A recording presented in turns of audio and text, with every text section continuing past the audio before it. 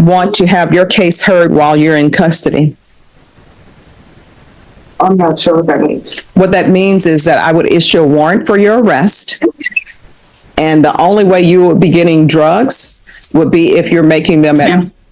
All right, so Miss Leon, this is Ashley Medina. Yes. And we're here because she has positive UAs.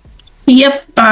So on March 7th, we received orders from Century that she was positive for benzos and THC. I just saw the results that she tested on Friday.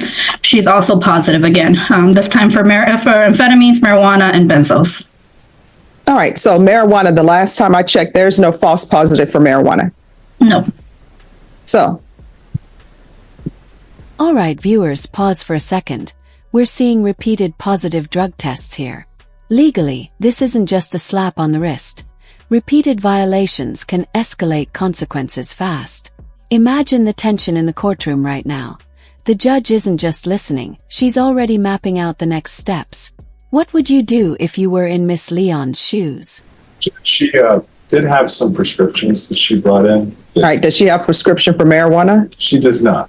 But Okay. for the other prescriptions, I think they would explain the positive results on that. She indicates that she did advise her officer that she is also on some prescriptions. With respect to the marijuana, she said that she's been sharing a car with individuals who smoke marijuana. No, unless people are unless they are hot boxing in that vehicle. The thing that I had mentioned to Mr. Medina is that I do the vape pens, and Well, you need to stop doing the vape pens. well, these are nicotine. Classic courtroom moment.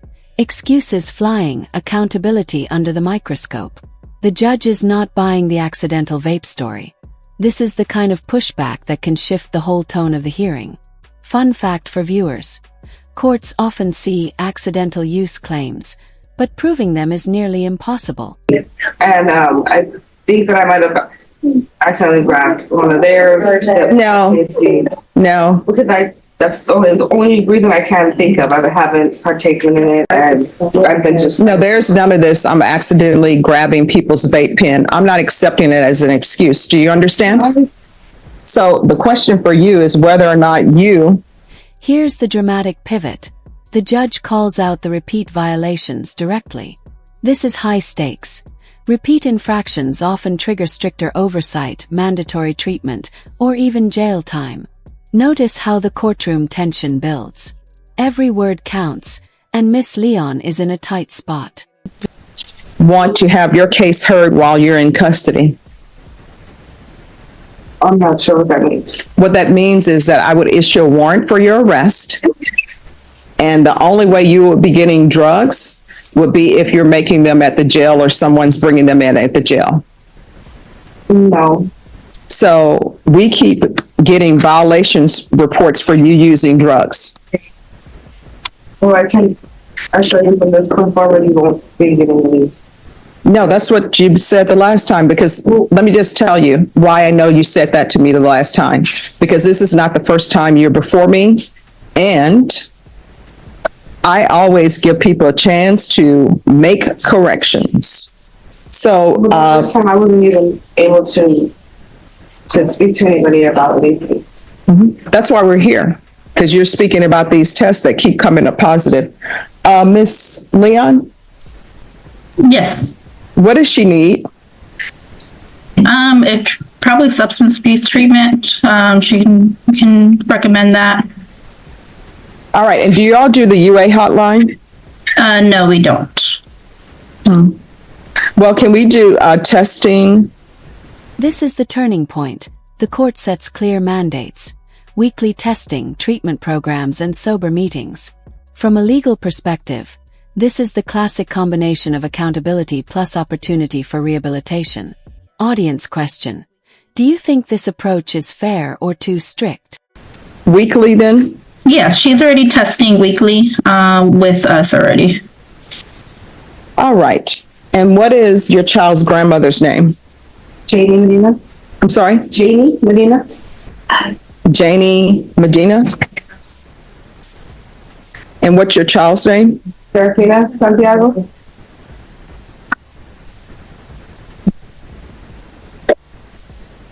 And that's the only child you have? Yes, ma'am. My first born passed away.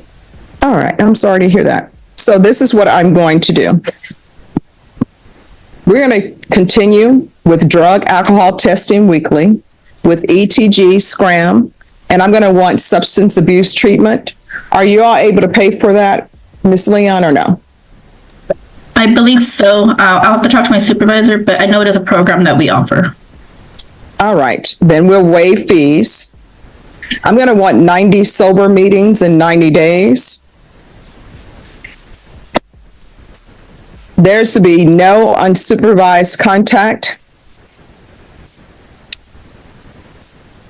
with minors.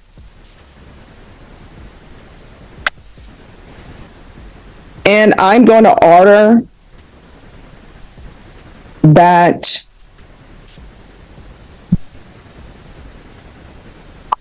well, when I say no unsupervised contact with minors, that means her child as well. Has Child Protective Services ever been involved? Family stakes enter the mix. Courts don't just look at violations in isolation. Child welfare is front and center here. The judge is drawing a clear line. Your choices affect your child's placement. Notice how this adds an emotional weight that goes beyond the drug tests. I had closed the case when I first joined. I incarcerated.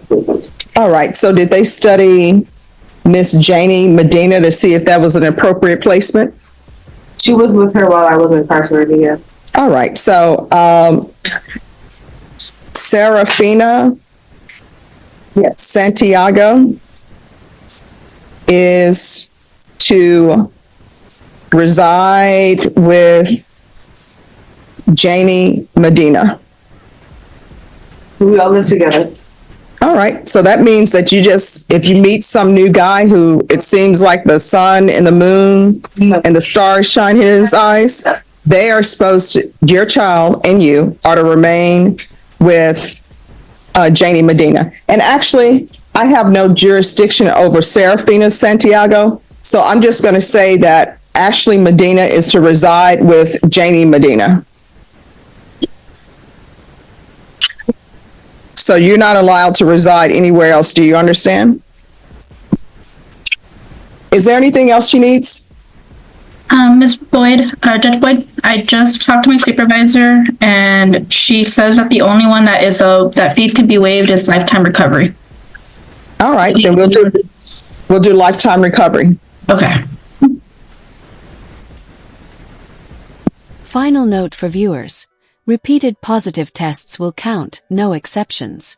Legally, the court is establishing zero tolerance, and Miss Leon's options just got narrower.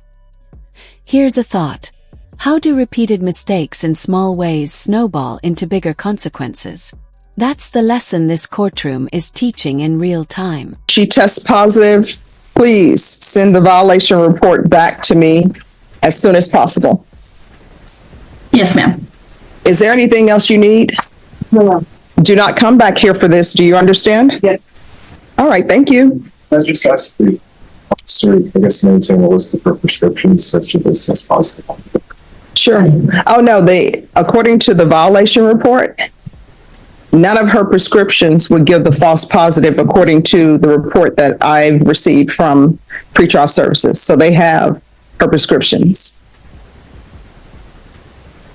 And just out of curiosity, since it says that I tested positive twice already, if it comes out again, because I know marijuana stays in the system longer.